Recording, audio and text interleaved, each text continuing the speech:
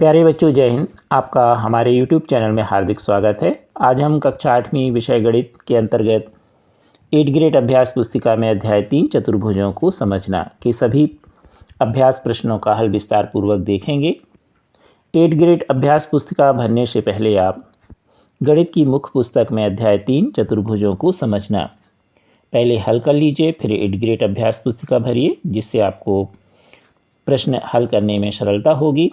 आप गणित की मुख्य पुस्तक के सभी अध्याय के हल देखने के लिए हमारे चैनल की प्लेलिस्ट में देख सकते हैं। आपने अभी तक हमारे चैनल को सब्सक्राइब नहीं किया तो कर लीजिए। अब हम अध्याय पर आधारित प्रश्न और उनके हल देखेंगे।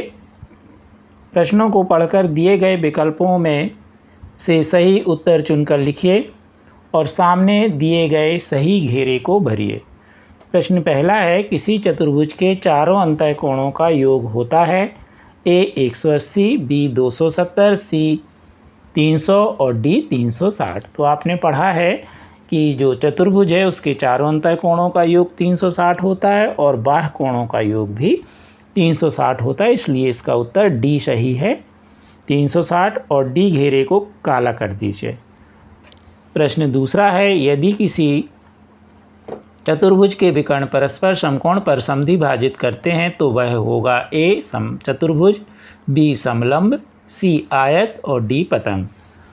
तो समचतुर्भुज के विकर्ण जो है वह एक दूसरे पर लंबवत होते हैं। लंबवत का मतलब है एक दूसरे पर 90 अंश का कोण बनाते हैं, इसलिए इसका सही उत्तर ए होगा समचतुर्भुज।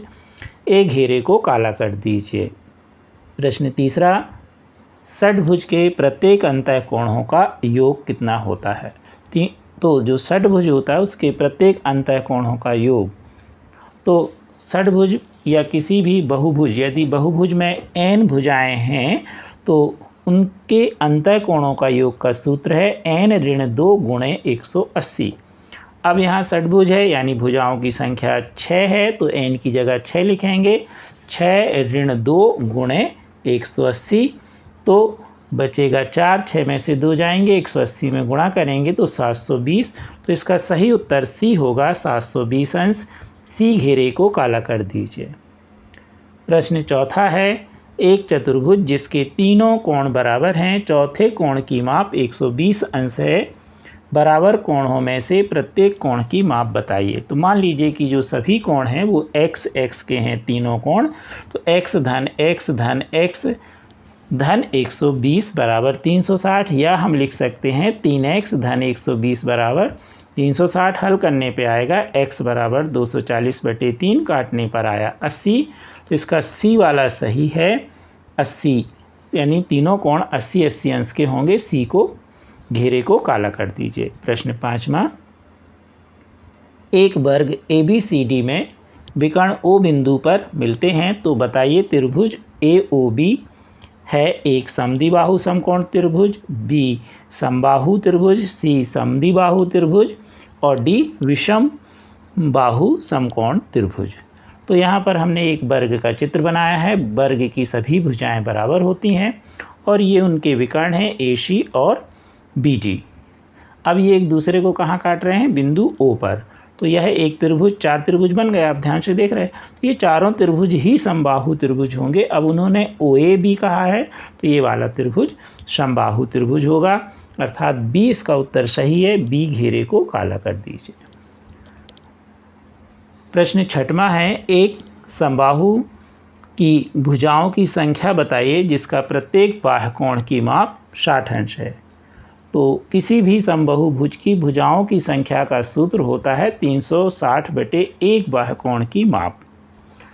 अब संख्या जो भुजाओं की होगी वो 360/60, क्योंकि एक बाह्य कोण का मान 60 अंश है, काट दीजिए तो आया 6, यानी यह समबाहुभुज में 6 भुजाएं होंगी, यानी यह षट्भुज होगा। प्रश्न सातवां, दी गई आकृति में कोण x का मान ज्ञात कीजिए। अब इसमें बहिष कोण दिए गए हैं, ध्यान से देखिए, x 90, 60 और 110। अब इन सबको जोड़ दीजिए। क्यों? बहुभुज के किसी भी बहुभुज के बाह्य कोणों का योग 360 अंश होता है। तो 90 धन 60 धन 110 धन x बराबर 360। अब 90, 60 और 110 जोड़ लेंगे तो 260 धन x बराबर 360। 260 का पक्षांतर कर दीजिए तो x बराबर 100। तो इसका सही उत्तर होगा 100। 8वां प्रश्न है, एक बहुभुज का प्रत्येक अंतःकोण 108 है, इसकी भुजाओं की संख्या ज्ञात कीजिए। क्योंकि जो आपने 6वां प्रश्न पढ़ा उसमें भुजाओं की संख्या का सूत्र है 360 बटे एक बाह्य कोण का मान। अब यहाँ एक अंतःकोण दिया है बहुभुज का, तो हम बाह्य कोण बड़े आसानी से निकाल लेंगे, क्योंकि अंतःकोण और बाह्य कोण का जोड़ होता है 180। तो 180 में से 108 घटा देंगे तो एक बाह्य कोण का मान आएगा 72। अब वही 6वें प्रश्न के सूत्र को लगा देंगे, भुजाओं की संख्या बराबर 360 बटे एक बाह्य कोण का मान। तो 72 का 360 में भाग करेंगे तो आएगा 5। तो भुजाओं की संख्या होगी 5, यानी यह समपंचभुज होगा। अब प्रश्न 9वां देखेंगे, दिए गए समांतर चतुर्भुज PQRS में कोण R बराबर है 80 अंश। तो आपको सभी कोणों की माप बताना है। तो सबसे पहले देखें, जो R है, R के सम्मुख है PQRS। तो ये सम्मुख कोण है, कौन कौन? P और R। तो इसलिए जो P की मान होगा वही R का होगा। तो R का 80 है तो P का मान भी 80 होगा। अब हमें इन कोणों का मान मालूम हो गया। अब देखें हम P और Q। तो कोण P और Q कौन से कोण कहलाएंगे? आसन्न कोण, और इनका जोड़ होता है 180। अब P का मान हम निकाल चुके हैं 80। तो 80 धन कोण Q बराबर 180, पक्षांतरण करने पर Q बराबर 180 ऋण 80 बराबर 100। तो अब हमें Q का मान 100 प्राप्त हो गया। अब फिर वही परिभाषा लगा दें, S काय के बराबर होगा? Q के। क्यों? सम्मुख कोण है, तो कोण Q बराबर कोण S, यानी कोण S भी 100 का होगा। अब P का मान कितना आ गया? 80, Q का आ गया 100 और R हमें 80 दिया ही था, और S का भी कितना हो गया? 100। तो इस प्रकार सभी कोणों की माप हमने ज्ञात कर ली। प्रश्न 10वां है, किसी समबाहुभुज के बहिष्कोण का अंतःकोण से अनुपात 1:4 है, इस बहुभुज के भुजाओं की संख्या ज्ञात कीजिए। तो मान लें कि जो बाह्य कोण है वो 1x है या x, और अंतःकोण है 4x।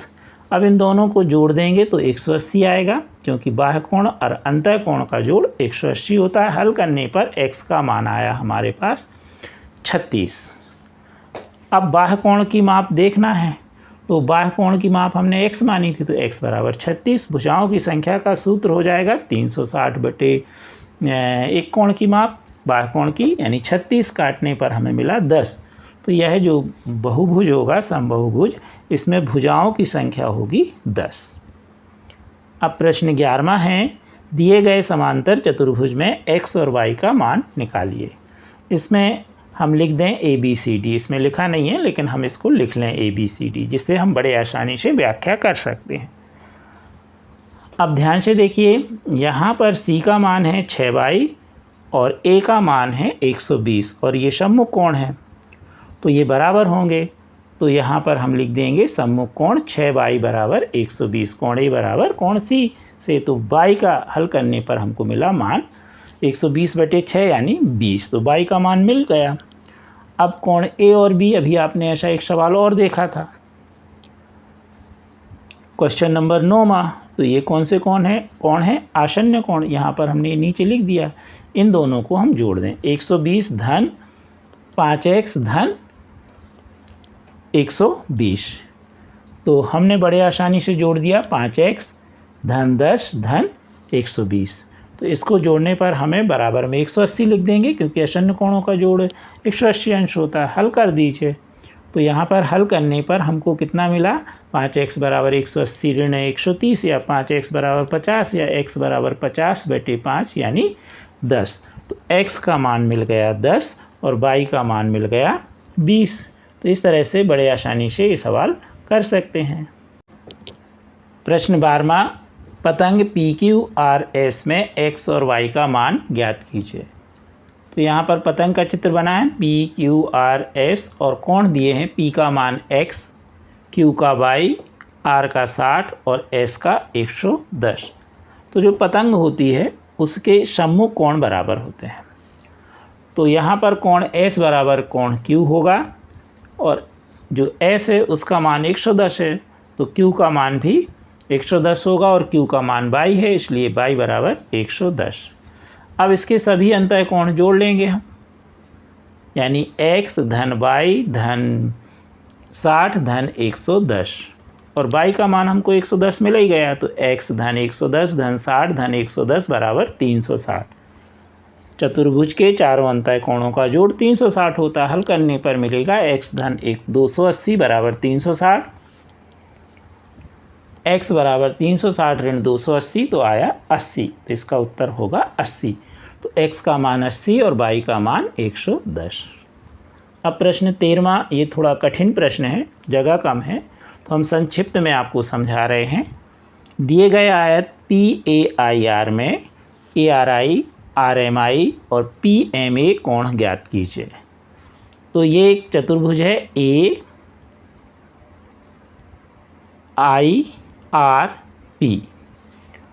या हम ये कहें PAIR। अब इसमें यहाँ पर कोण दिया है 35 और विकर्ण एक दूसरे को बिंदु M पर काट रहे हैं। तो सबसे पहले देखें कि ये जो नीचे त्रिभुज बना है MAI, यह समद्विबाहु त्रिभुज होगा क्योंकि आयत के विकर्ण एक दूसरे को समद्विभाजित करते हैं, तो यहाँ पर कोण 35 आ जाएगा। समद्विबाहु त्रिभुज के सम्मुख कोण बराबर होते हैं तो 35 होगा। और साथ ही यहाँ पर हम देखेंगे कोण ये वाला और यहाँ पर ये वाले कोण बराबर होंगे एकांतर कोण से, तो यहाँ पर ये 35 हो गया।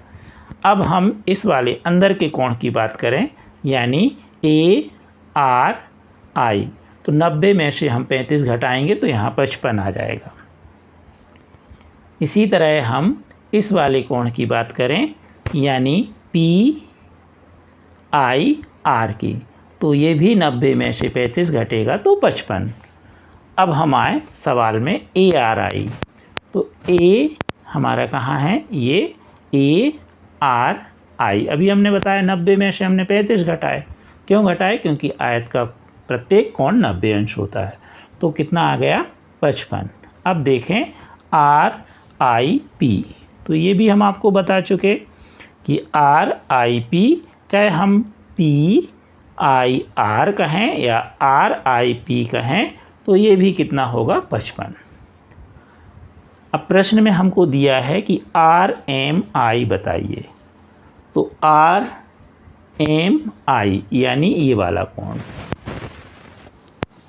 तो यह एक त्रिभुज है और ये दोनों कोण कितने के हो गए 55-55 के, और त्रिभुज के तीनों अंतः कोणों का जोड़ 180 अंश होता है। तो हम इस जो ये वाला कोण चाहिए हमें RMI, तो हम इसको क्या करेंगे, 180 में से 55-55 दोनों हो गए तो घट गए, 110 घट गए, तो 180 ऋण 110 तो बचा 70, तो यह कोण होगा 70 अंश का। अब आए हम PMA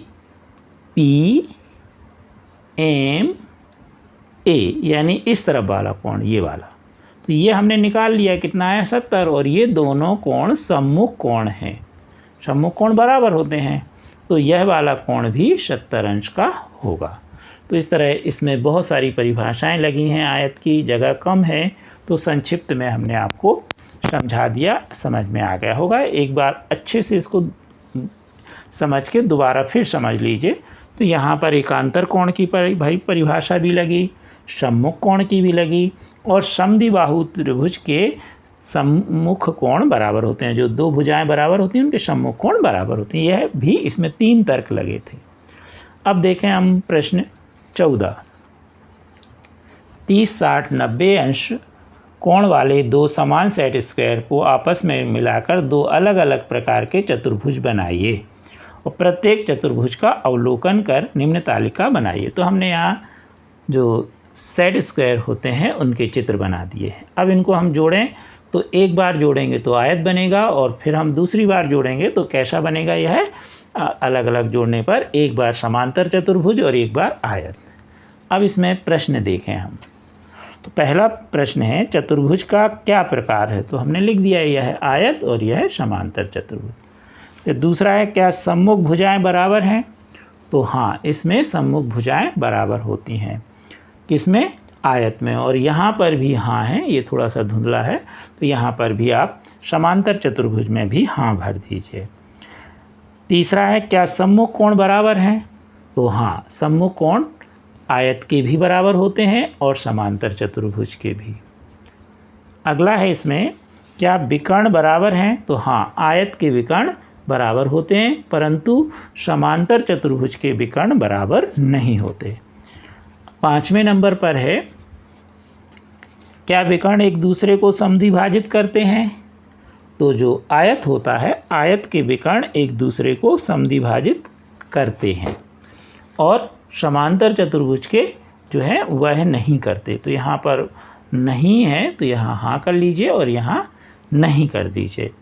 फिर है अगला, क्या प्रत्येक कोण समकोण है? तो आयत में होता है प्रत्येक कोण समकोण, लेकिन समांतर चतुर्भुज में प्रत्येक कोण समकोण नहीं होता, तो यहाँ नहीं भर दीजिए। प्रश्न 15वां है, एक पतंग विशेष प्रकार का एक चतुर्भुज होता है, इसे बनाएं और बाह्य कोणों की मापों का योग बताएं।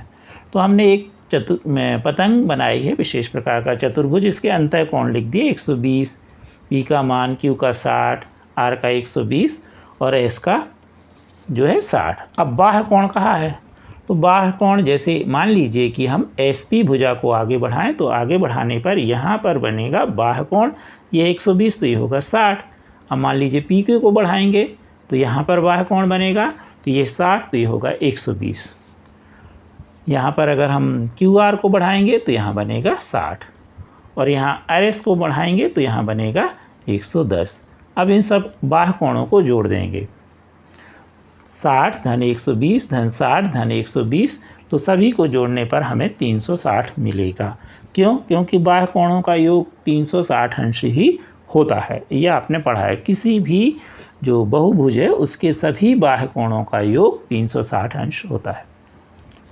कृपया हमारे वीडियो को लाइक एवं शेयर अवश्य कीजिए, साथ ही सब्सक्राइब कीजिए। Thank you.